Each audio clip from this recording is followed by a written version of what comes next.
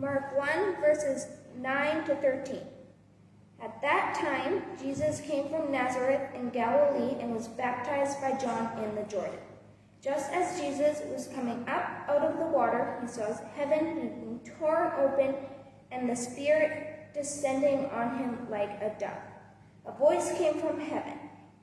"You are my Son whom I love and with whom I am well pleased." At once the Spirit sent him out into the wilderness, and he was in the wilderness for 40 days being tempted by Satan. He was with the wild animals, and the angels attended him.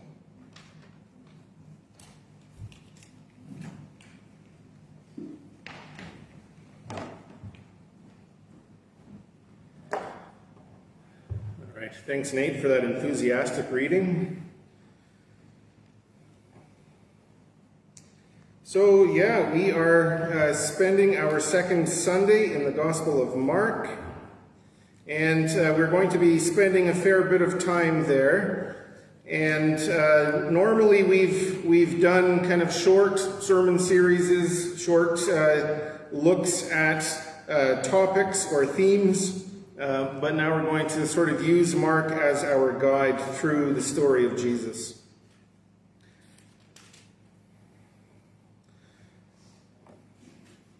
Last year we did a Bible study. Some of you were involved in it, and we went through the story of Jesus in a sort of a week by in a kind of an orderly way through the different stories, but we compared the ways that our four Gospels tell the same stories. And I know a number of people were interested in that topic, and so I thought it would be good to kind of do this as a bit of a follow-up to that. There are plans that I have, at least, for some more Bible studies coming up, and some that will be part of the Anabaptism at 500 study Bible process that I talked a little bit about last week. So stay tuned for news about that going forward. Last week, I talked a little bit about the plan of redemption that God has in our lives. And we saw that as Jesus is introduced by John the Baptist, and the ways that the plan was revealed in the Old Testament through the prophets of old, and how God's plan was consistent but also adaptive. That as the story changed, as the people changed, God accommodated and made ways for his plan of redemption to be fulfilled, which we've seen and also experienced in the person of Jesus. John the Baptist proclaimed that plan of salvation and redemption, and we see the beginnings of that here in today's story. Now, when we read stories in the Bible, New Testament, Old Testament, we have the benefit of time. That we get to look back on the story. We get to have all of the pieces of it. We get to kind of put them together as people who are reading from the present. We get to see all of the things that make sense, that happened before, that inform that event. And we also have the benefit of saying, well, all of these things that happened after are inspired by that event. And with our own lives, when we look at our events in the past, we have the same benefit. It's sometimes a creative exercise to say, okay, well, that event prepared me for the next one. Or when this thing happened to me, it gave me the skills to deal with another thing that happened. We get to do that, but in the present, in our own stories, as we're preparing for the things that are coming ahead of us, whether it's a new school year, a new job, a new family situation, a new health situation, then we don't always have that benefit. So I'm hoping that by looking at this story, then we are sort of equipped to look at our own stories in a different way as well. The story begins with Jesus sort of going, we don't get a lot of details ahead of time like Laura said, we are kind of following along. There are parts that we feel from our readings of the other Gospels that are missing from Mark. All of a sudden, Jesus is here and he's going to be baptized. And one thing that I missed last week, here we go, is I kind of skipped over one of the details that kind of sets the geographic picture here for us.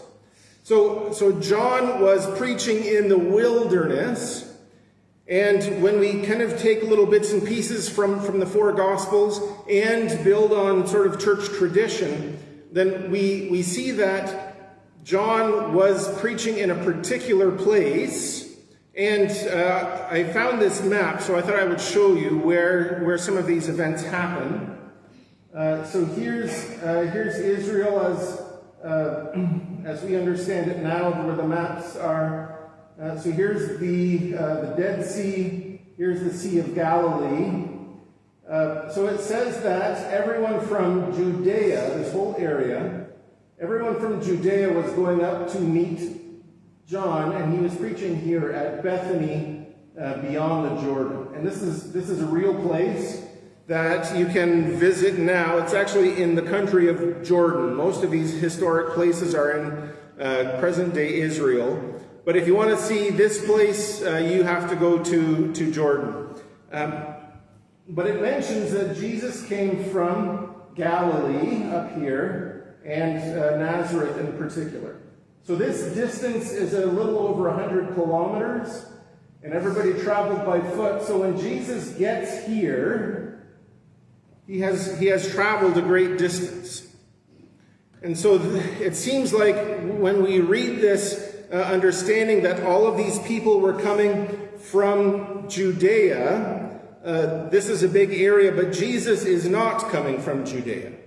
Jesus is coming specifically for a specific event, a specific purpose. Everybody else is there. They're interested. They're invested in what John is saying. But Jesus is coming for different reasons from a different place. But it also seems to suggest, because when we read a little bit later on in verse 14, it says Jesus is back in Galilee after this story happens. So when Jesus spends his 40 days in the wilderness, it seems he's getting ready to go back. And I think this kind of lines up with some of our own journeys, that we've had some sort of encounter. Maybe we've learned something, we've met someone, we've gotten a diagnosis, and life will continue at some point ahead, but for a while we have to think it over, we have to get ready for that, and then on our way back home we are preparing, we are thinking, we are planning, and God is guiding us, maybe even testing us, and then we're going to get back home, if that's a place or just a mindset, where the work will begin. So it seems like Mark is kind of painting a bigger picture when we look at the map of what has happened. Jesus walked a long way. This would have been a long journey that people would have taken on a regular basis to participate in religious rituals at the temple in Jerusalem. So it wouldn't be an extraordinary walk, but Jesus went there with this purpose in mind. And it seems sometimes that because Jesus and John the Baptist were connected, they were relatives, there should have been more interactions, but on the map now we see why not. Because they lived in very different places, very far away, and wouldn't have overlapped in a lot of the work that they were doing. So in just moving on to verse 10, we see this is a kind of a private event. In the other Gospels, there's sort of an insinuation that there's more people around. We don't really know how big the crowd was. But Jesus comes out of the water and he sees that the heavens, depending on how the translation is in your Bible, some say the sky is opened up, heaven is opened up. The heavens, kind of a loose word, we kind of get the idea. He saw the skies ripped open. And the voice came, but when this ripping open of things, this is consistent in the book of Isaiah. The prophet writes that he's calling out for God to tear the heavens and come down. Remove the barrier between earth and heaven so that you can come and rescue us. This is what we find in Isaiah, and this is what is happening in Jesus' eyes. And this word, the root word for tear open or rend, whatever translation makes the most sense to you, only appears twice in the Gospel of Mark. Once here, where Jesus sees the sky ripped open, and once at the crucifixion, when, as Jesus dies, there's a curtain in the temple that separates the Holy of Holies from the rest of the temple, and that curtain is ripped open. Same word, same significance. The barriers between heaven and earth, between holy places and common places, is torn apart. So, this kind of lines up with a lot of our experiences too. I think in the sense that Jesus sees this, but nobody else does. That Jesus has this encounter as part of his preparation, that he's been baptized. It doesn't mention anything about John seeing this or experiencing this, but Jesus sees this. He has this encounter of a message that God is giving him. Nobody else. And sometimes we have that. We experience something, we hear something, we learn something, and a lot of times we have to keep that to ourselves. Right or wrong, we decide that we need to keep that to ourselves. Now, we have to decide sometimes, is this a good secret or a bad secret? We sometimes expect a little bit of privacy when it comes to our communication. We don't want people opening our mail, our email, our text messages. Now, sometimes because we have done bad things and we don't want other people to find out, we've spoken loose words, we don't want other people to see that. But sometimes we have good secrets that we want to keep that protect the dignity of other people. But sometimes just good secrets that we are doing to benefit other people. So sometimes when I take one kid with me to the grocery store, that kid will benefit. We might pick up an ice cream along the way. We might pick up a chocolate bar. But in the driveway, there's a little conversation. Some of you have had this conversation recently, but you say, okay, you got to finish that before we go inside. We have to keep this secret because we don't want the other kid or the other kids to be jealous or angry. On some levels, that might feel like a bad secret because one child has been elevated and the other person will see the disparity in the relationship and feel angry about that. But as a parent, you know, if it was the other way around, and it sometimes is, then that kid would get the ice cream and have to keep the secret. So we sometimes have to decide which secrets are worth keeping. Which secrets are good secrets that help us and prepare us to benefit others, and which secrets do we keep for shameful reasons. And that's not always obvious, but Jesus has a secret encounter. Now, it's written on the page here because Jesus told somebody about it. It wasn't secret for long, but in that moment, this was just between Jesus and God. We have those secret moments too. Later on, we can tell people, sometimes we have to keep secrets as long as the secrets we keep are preparing us to help. The secret, it seems, on the surface, it looks like, well, Jesus is being elevated. He's keeping this secret because God is empowering him and nobody else. But in a real way, as we understand Jesus' understanding of leadership and kingship, in fact, Jesus is being brought lower than everybody else. Jesus is beginning his ministry, which is a ministry of service to others, from below, not from above. So there's a difference sometimes in the secrets that we keep and the ways that we hold on to that information. The voice that Jesus hears, again, seems to be a secret, something that only he heard, but is part of this affirmation and calling.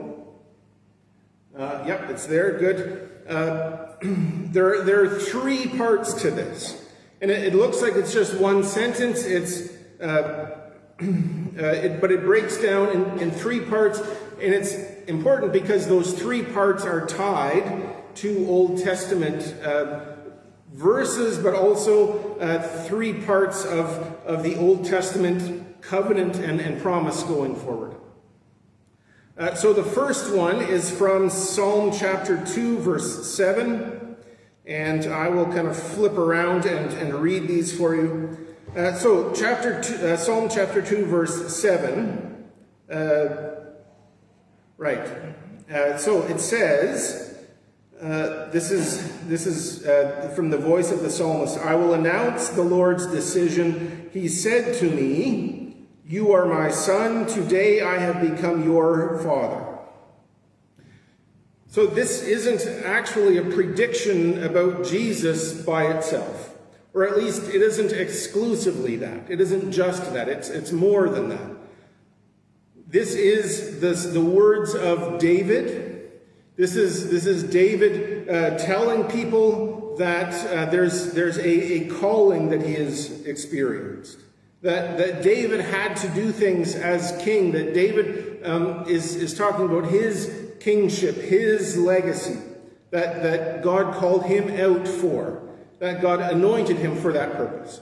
So, yes, this is a statement that Jesus is God's son, but it's also a statement that Jesus is continuing the legacy of David, that Jesus is continuing the throne of David. And then the next part is from Genesis 22, and this is the story of Abraham and Isaac. And God calls out to Abraham, a story that makes many of us uncomfortable, and it probably should, that God calls Abraham to sacrifice his son Isaac. But he doesn't simply say, okay, Abraham, this is what I'm telling you to do, bring Isaac, we got stuff to do. No, this is Genesis chapter 22, verse 2, and it says, God said, take your son, your only son, whom you love, and go to the land of Moriah. This is a continuation of that. That Jesus is part of that Abrahamic covenant, the promise that God made to Abraham. And for us from the present, we get to see, okay, well, there's two parts. Not only is Jesus from that line of Abraham, the promise to Abraham, but it's also a reminder of what happened there. Isaac was called to make this sacrifice. Jesus was called to make a sacrifice. But the death wasn't going to be the central part of either of those stories. And finally, there's another part in Isaiah 42, and in this stretch of Isaiah, we see that there's other parts that are quoted later on in the Gospels in different parts, but Isaiah is talking about the servant of God. And the people reading it at that time weren't thinking, oh, good, this is the future Messiah who will inaugurate the kingdom. They thought, oh, well, there will be people who will be set aside to work for God's mission, for God's plan, and it'll be different people along the way. This isn't exclusively about Jesus, but Jesus comes and makes this real. He makes this passage about more things. But it's kind of a reminder for the audience who are reading this that this will be this is who Jesus is going to be, God's servant. Not just coming to rule with an iron fist, not someone who's coming to bask in the comforts of the kingdom, but someone who's coming to lead in service. So this is Isaiah 42, verse 1. But here is my servant, the one I uphold, my chosen, who brings me delight. I've put my spirit on him. He will bring justice to the nations. This one line from God that Jesus hears ties into these three different parts of the story of Israel. Three ways that Jesus is tied into that story and will fulfill them and make them real. Finally, we have the last two verses that we see is a very short version of what happens. Matthew elaborates on what those temptations are. But the main message of this in Mark's gospel applies very much to us as well. Yeah, Jesus was tempted. He was tested. He went into the wilderness to live into the chaos of what the wilderness was. But he also went to be prepared. But he didn't go away from God. He didn't go outside of God's protection. But while he was there, God protected him. The angels protected him. Now, Jesus' mission was different and greater, significantly greater than ours. But in each of our lives, we get to claim this for ourselves too. That in our times of testing, we are not away from God. We are not separated from God's promises. We are not abandoned by God or the angels. We get to be protected too. And now, looking back on our own lives, we can sometimes say, okay, yeah, this could have gone in a different direction, then that would have been worse, but God was watching out for me. When we look at our own stories, our current stories, looking forward, we can feel like, wow, I don't know where God is going to be in this journey. I'm not sure I've got protection here. But in this story, we see a little reminder. Yeah, God is going to be with us. God will protect us. The angels will watch over us just like they watched over Jesus in his time of testing. Jesus is the fulfillment of these Old Testament passages. Jesus is the fulfillment of all of these promises. But at the same time, Jesus was born into a world where this legacy was established, the legacy of God's relationship to humanity. So these things aren't written specifically for us. We don't get to read this and say, oh yeah, well, God knew this was going to happen to me, that's why this verse is here. No, but we are born into a world where God's legacy of protection and compassion is clearly established. And we don't always see it in the moment. Looking back, we get to see clues of it. Oh, that's where it was. That's in that moment I thought I was alone, but now I see it. And that's been a way that's been helpful for me even in my prayer life, is to look back on those moments and visualize it, picture that moment and see, where was Jesus then? Was Jesus away from me? Was God avoiding me? Or was Jesus there with me, protecting me, compassionately sitting with me? Jesus was there in my story. Jesus was there in your stories. So as we look forward to whatever challenge, whatever journey lies ahead of us, I hope we can see in this story a beautiful reminder of God's promise to us. Our journey doesn't end because we don't feel like God is there. Our journey doesn't take us to lonely places. Our journey takes us to difficult places. Our journey will take us to unfamiliar places. But regardless of how alone and unfamiliar we feel in those places, God will be there with us. The angels will watch over us. God's plan for us involves times of difficulty and times of joy. And Jesus will be with us, walking alongside of us, because he's gone through testing. Jesus has experienced the wilderness in the same ways that we will, and in different ways. But God will be with us. So if that journey for you is a time of dealing with a new health challenge, a new work challenge, a new relationship challenge, whatever it is, God will be with you. So lean on him, turn to him. And even if things are difficult, God will be with you. Amen.